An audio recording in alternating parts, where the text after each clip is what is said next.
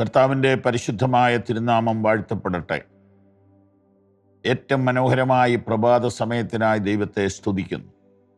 പൗർവിഷനോട് ചേർന്ന് നമുക്കെല്ലാവർക്കും കർത്താവിൻ്റെ വചനം ധ്യാനിക്കാൻ ലഭിക്കുന്ന അവസരത്തിന് നന്ദി പറഞ്ഞുകൊണ്ട് പ്രാർത്ഥനയോടെ തിരുവെഴുത്തിലേക്ക് തിരിയാം. 22-ാം സങ്കീർത്തനം 3-ാമത്തെ വാക്യം. ഇസ്രായേലിൻ്റെ സ്തുതികളിന്മേൽ വസിക്കുന്നവനെ അങ്ങ് പരിശുദ്ധനാകുന്നുവല്ലോ. 2 സുപ്രധാന സന്ദേശങ്ങൾ ഈ വാക്യത്തിലുണ്ട് എന്ന് ഇന്നലെ നമ്മൾ കണ്ടു. അതിലൊന്ന്, ദൈവം എങ്ങനെയുള്ളവൻ. 2, ദൈവം എവിടെ വസിക്കുന്നു. 116-ാം സങ്കീർത്തനത്തിലും മറ്റ് ചില കീർത്തനങ്ങളിലും ഇങ്ങനെ വായിച്ചത് ഞാൻ ഓർക്കുന്നു. നിങ്ങളുടെ ദൈവം എവിടെയെന്ന് അവർ എന്നോട് നിത്യം പറയുന്നത് കൊണ്ട് എൻ്റെ കണ്ണുനീർ രാവും പകലും എൻ്റെ ആഹാരമായിരിക്കുന്നു. നിന്റെ ദൈവം എവിടെയെന്ന് എൻ്റെ ശത്രുക്കൾ എൻ്റെ അസ്ഥികളെ തകർക്കും വണ്ണം എന്നെ നിന്ദിച്ചുകൊണ്ട് ചോദിക്കുന്നു. ദൈവം എവിടെയെന്ന ചോദ്യം പലപ്പോഴും പല ഭക്തന്മാരും അതിതീവ്രതയോടുകൂടെ നേരിട്ടിട്ടുണ്ട്.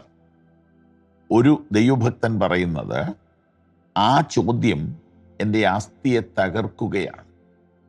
തനിക്ക് ഓൾറെഡി എന്തൊക്കെയോ പ്രശ്നങ്ങളുണ്ട്. എന്നാൽ ആ പ്രശ്നങ്ങൾ അവിടെ നിൽക്കുമ്പോൾ തന്നെ എന്നെ അലട്ടുന്ന പ്രശ്നം എൻ്റെ ദൈവത്തെ ചോദ്യം ചെയ്യുന്നതാണ്.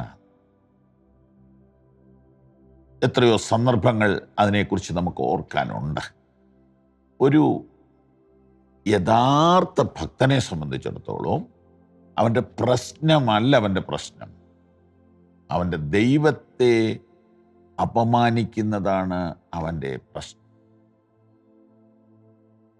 ഇസ്രായേലിൻ്റെ സ്തുതികളിന്മേൽ വസിക്കുന്നവനെ നീ പരിശുദ്ധനാകുന്നുവല്ലോ. ഇസ്രായേലിൻ്റെ സ്തുതികളിന്മേൽ വസിക്കുന്നവനാണ് ദൈവം. അപ്പം ദൈവം എവിടെയെന്ന ചോദ്യത്തിന് ഉത്തരം കൊടുക്കേണ്ടത് താങ്കളാണ്, ഞാനാണ്, നിങ്ങളാണ്, ദൈവഭക്തന്മാരാണ്. എവിടെയാണെന്ന് ഞാനൊന്ന് കാണിച്ചു തരട്ടെ? എൻ്റെ കൂടെ വരാമോ? ദിനവൃത്താന്തങ്ങളുടെ 2-ാം പുസ്തകം 20-ാം അധ്യായം അതിൻ്റെ 22-ാം വാക്യം. അവർ പാടി സ്തുതിച്ചു തുടങ്ങിയപ്പോൾ യഹോവ യഹൂദയ്ക്ക് വിരോധമായി വന്ന അമോന്യരുടെയും മോവാബ്യരുടെയും സെയീർ പർവ്വതക്കാരുടെയും നേരെ പതിയിരിപ്പുകാരെ വരുത്തി. അങ്ങനെ അവർ തോറ്റുപോയി. സ്തുതിക്കുന്നവർ ജയിക്കാൻ വേണ്ടി ദൈവം ചില അസാധാരണ പ്രവർത്തികൾ ചെയ്തു, അത്ഭുത കാര്യങ്ങൾ ചെയ്തു. അതൊക്കെ ഇന്നും ചെയ്യാൻ ദൈവത്തിന് ബുദ്ധിമുട്ടില്ല പ്രിയരെ. അവർ പാടി സ്തുതിച്ചു തുടങ്ങിയപ്പോൾ ദൈവം യുദ്ധം വഴിതിരിച്ചു വിട്ടു. ഇന്നീ വചനം കേട്ടുകൊണ്ടിരിക്കുമ്പോൾ ദൈവം എവിടെ താമസിക്കുന്നു എന്ന ചോദ്യത്തിന് ഉത്തരം നമുക്ക് പറയാൻ പറ്റും. നമ്മുടെ വീട്ടിൽ സ്തുതി ഉയരുമ്പോൾ ദൈവം തൻ്റെ സിംഹാസനം നമ്മുടെ വീട്ടിലേക്ക് ഇറക്കുകയാണ്.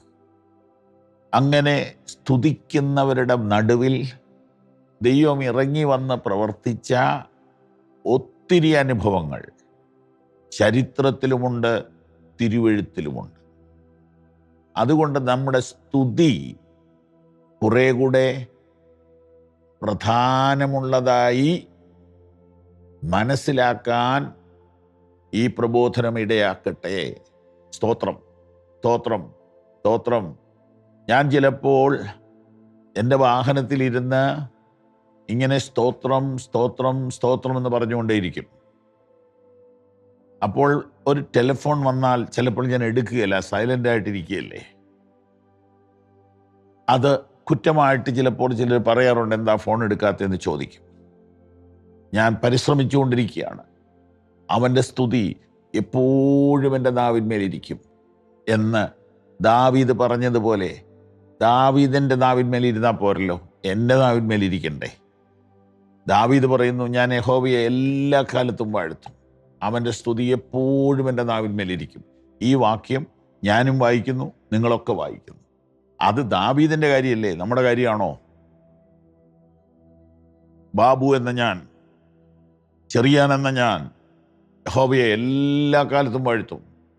അവിടുത്തെ സ്തുതി എപ്പോഴും എപ്പോഴും എപ്പോഴും ഈ അടിയൻ്റെ നാവിന്മേൽ ഇരിക്കും. ദൈവത്തിന് സ്തോത്രം, ദൈവത്തിന് സ്തോത്രം, ദൈവത്തിന് സ്തോത്രം. അപ്പോൾ അവൻ്റെ സ്തുതി, അവിടുത്തെ സ്തുതി എപ്പോഴും നമ്മുടെ നാവിന്മേൽ ഇരിക്കുന്ന നിലയിലോട്ട് നമുക്കൊരു ഉയർച്ചയുണ്ടായാൽ ദൈവത്തിൻ്റെ സിംഹാസനം നമ്മുടെ വീട്ടിലുണ്ടാകും. പരീക്ഷിച്ച് നോക്കണേ. പരീക്ഷിക്കുകയല്ല, പ്രാക്ടീസ് ചെയ്യണം, പ്രാക്ടീസ് ചെയ്യണം, പ്രാക്ടീസ് ചെയ്യണം. ഇതൊരു എക്സർസൈസാണ്. ഏതൊരു എക്സർസൈസും സ്ഥിരമായി ചെയ്താലേ പ്രയോജനമുള്ളൂ. ഇസ്രായേലിൻ്റെ സ്തുതികളിന്മേൽ വസിക്കുന്നവനെ പരിചയപ്പെടുക. God bless U.